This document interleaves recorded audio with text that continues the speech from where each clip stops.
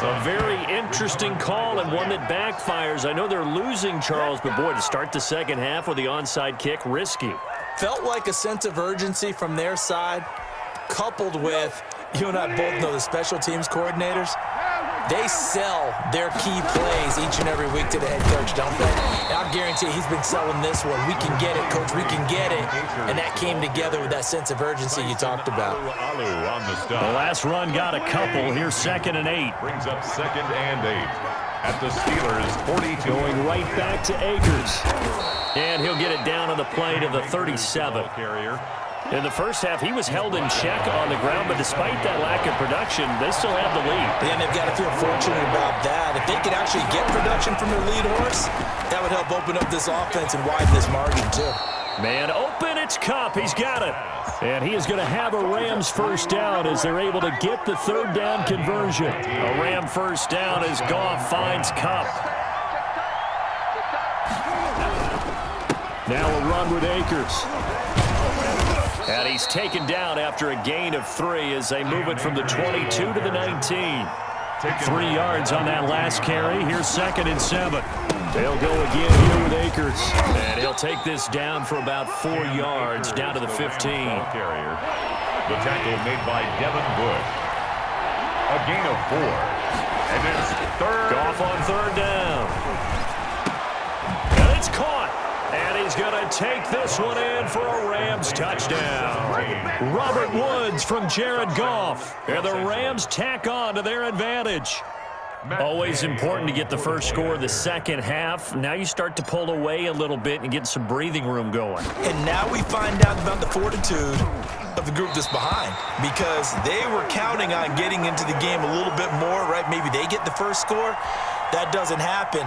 It looks almost insurmountable, but it's not. Let's see how hard they play the rest of the game. Now he's back out there to boom this one away, maybe with some frustration after the PAT miss. And ultimately cannot get this out to the 25-yard line as he's dropped at the 23. 1st and 10 at their own 23-yard line. That's the reason we ball for. Circle round twice for the encore. If you know, you know. The Steeler offense here about ready for their next drive. They trail offense, first time to touch the ball in quarter 3, and we'll see what they can do. And I can't wait to see what they have planned, because some teams script to start a half. Other teams just go, okay, these are the sequence of plays we want to run. These things worked well for us. And sometimes they throw in that big chunk play right away. Shocker. Try and get after them early and try and create a big play to give themselves some momentum. See what they have. Blitz coming, and down he goes. Aaron Donald just would not be denied. That's a loss of 7. Well, they go play fake. The problem is nobody was faked out. And when no one's faked out, what's the end result? Quarterback gets hit. Throwing on 2nd and long. Roethlisberger. And yes, complete to the tight end McDonald. And he'll be taken down, but not before they work it across midfield. That one a gain of 20 and a first down.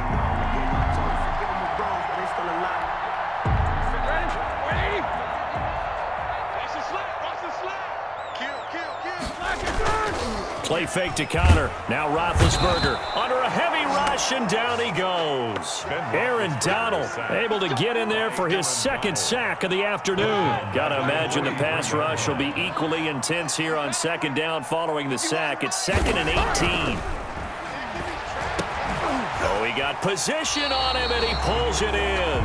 And this is going to be another first down as the tackle's going to be made at the Rams 33. That one goes for 24 yards.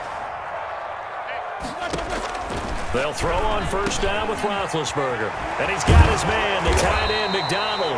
And taking it to the 15-yard line before he's brought down. He's been a one-man wrecking crew these last couple of plays. This time 18 more and a first down.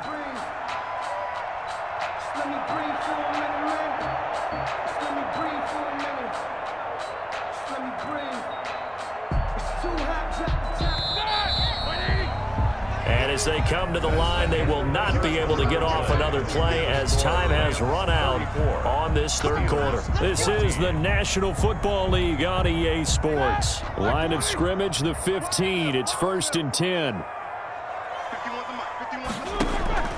Out of the gun, it's Roethlisberger. This will be caught just inside the 10. 10 more yards. And he'll be brought down this time at the 5-yard line. It'll be a pickup of 10 yards. And that'll make it second and a foot or so. 5-yard line. To throw again is Roethlisberger. He'll get that one complete to Conner. And he's going to take it in for a Steeler touchdown. James Conner. He scored on the ground and through the air. And the Steelers are able to close the gap just a bit. CD, it seemed like they were so focused on the guys out wide, they forgot about him out of the backfield. That's a really good point because you got to communicate, and oftentimes when you start counting receivers, that's exactly what you do. You start from the widest receiver, work your way inside. Who gets lost sometimes? The back in the backfield. That's exactly what happened there. And he got into the end zone. To the goal line, but it's incomplete. Tough there. Good pass. Hit the hands. He just couldn't bring it in. And every receiver's coach everywhere. Seeing that play, focus, focus, focus. Watch it all the way in and tuck it away. Well, fourth quarter, they felt like they needed the football back. Unfortunately, they couldn't get it. And I know we've brought analytics into the game, and someone has said here that the data says that when a team's expecting an onside kick, 80% of the time, the team expecting it, they do actually recover the ball, which is what we saw here. I just wonder if that number is much more of a anecdotal type of a number. Kind of like when the coaches tell us, well, when you score on special teams, 93% of the time you win the game. I'm still waiting to see that number is empirical. That throw good for only a couple. It brings up third down. The goal of a wide receiver screen is get enough blockers in front to create a wall and let him pick his spot to run the football. How about the defense there, swarming to it and not allowing that to happen? Did not let him get downfield. He'll get this one to Kupp, complete. And he is going to have a Rams first down as they're able to get the third down conversion. 68 yards receiving now for him in the game. And a first down on that last catch as well. Goff going to get this to Akers. Now he's tackled a yard short of the marker. Good gain of 9 on first down. Clock continuing to run. They'll probably wind this all the way before snapping it on second down. Flushed out right. And his pass incomplete. Appeared to me he was just trying to find an open receiver and got forced out to his right. Had to come off of a guy downfield, trying to hit his back. Unable to connect. Should have been an easier throw moving to his right, though. Yeah, much easier, obviously, for a right-handed quarterback if he was going to his left. A little bit tougher. Exactly. And the Rams are going to have a first and goal coming up as they find a way to convert there on 3rd and 1. Give them a gain of 4, able to convert, and that sets up first and goal now. And that'll get him halfway there as he takes it from the 6 to the 3-yard line. So the ball position now at the 3. Here's 2nd and goal. They'll look to run with Akers. And he's going to get this back to the 3-yard line and no further. A lot of tired bodies on that field, but this is a big play. 3rd and goal. Here's Akers. They try and run. And he's going to take this one in for a Rams touchdown. A 3-yard touchdown run. And the Rams add on to their lead. Able to punch it in on 3rd down. Makes it easier for those guys on the sideline. They didn't have a 4th down decision to make. Yeah, could you feel the exhale? Because they were already thinking ahead, as all the good coaching staffs do. Anticipating what we have to make the call. They already had it lined up. Never even got to it. Following the touchdown, here's Gay to kick it away. Fielded right around the 8. And a less than desirable return as he's out of bounds at the 15-yard line. In this position, trying to get back into the game, teams are looking for a spark from their special teams. That's not what they got, though. They got a setback, and they have a long field to cover if they want to try and put points on the board. Big Ben and the Steelers with a 1st and 10 at their own 15. Off play action, he'll throw to start the drive. And Big Ben intercepted a 3rd time. And he lost the football. A big seam, and he might go all the way. And it's a defensive return for a late touchdown. So they still need somewhat of a miracle here, but at least that gets them a little bit closer. And now Big Ben will lead the Steelers up to go for 2. Connor going to try and run it, and he'll get in for the score, and that's going to cut the lead down to 13. Needed a couple yards for the 2-point try. They go to the ground game, and it works. And sometimes it's the exact right thing to do because a lot of teams play you for the pass, so you spread people out, decide to run the football, you often find good running lanes. So they touched it before it went 10, and that's obviously not going to help their comeback bid here in the 4th. No, not at all, and they're trying to get something going after one there, but you've got to give yourself a chance. Let it go 10 before you touch it. And a 6-yard gain gets them right around the 43. It's a 6-yard pickup, and it gets them to 2nd and 4. They'll keep it on the ground. Akers. At the Steelers. Pretty good job defensively. Thought he was going to get it, but they knew where that marker was, and they stopped him just short of it. What it does is emphasize that strategic football and situational football is not just played on the offensive side, is it? Defense understanding, as you noted, where the first down marker was and making sure they didn't get there. They're down here in the 4th, and that personal foul penalty is not going to help. No, in these types of situations, players will tell you that's extra intensity. From where we sit, it's actually frustration, not a good play. And running room hard to come by here. He gets it down to the 8. Give him a couple on the carry there. 2nd and 8. It's second. On the ground, it's Akers. And he's able to get it down to the 2-yard line. It's a gain of 6, moves him to a manageable 3rd and 2 situation. A gain of 6 yards. And it's... They'll try and run for this with Akers. And he'll get into the end zone. Touchdown, Rams. Cam Akers, his 2nd touchdown of the afternoon. And the Rams add on to their lead. So Goff will lead his guys up to the line to go for the 2-point conversion.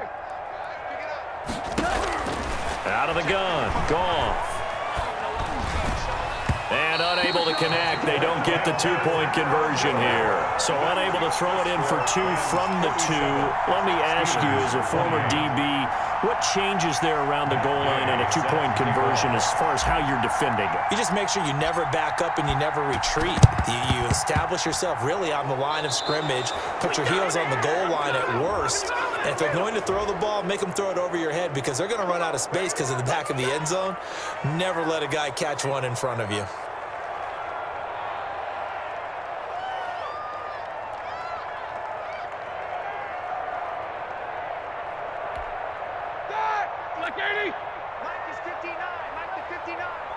Push him back. Push him back.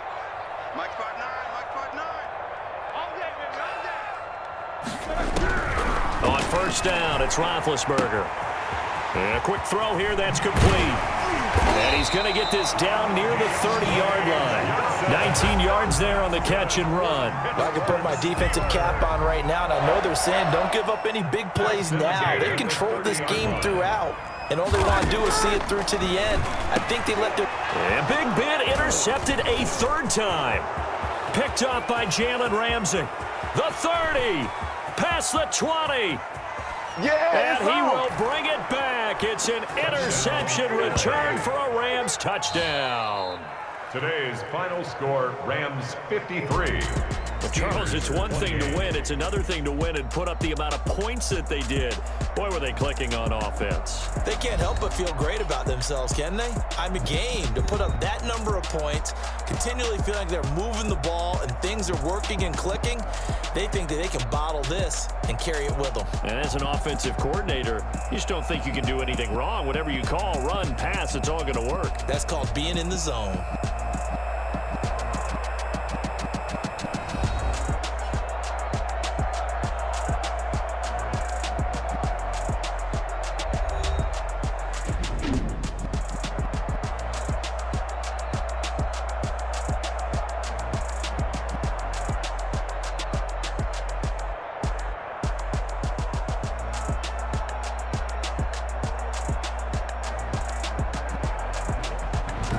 So that'll do it for us. For Charles Davis and all our crew, I'm Brandon Gaudin. You've been watching the NFL on EA Sports.